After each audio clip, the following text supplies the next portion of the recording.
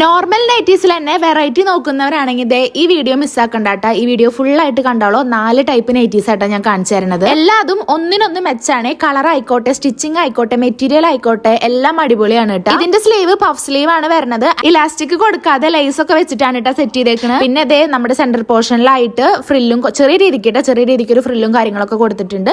അതിന്റെ തന്നെ ഒരു കളർ ചേഞ്ച് ആണ് കേട്ടോ. ഇതും സെയിം മോഡലാണ് വരുന്നത്.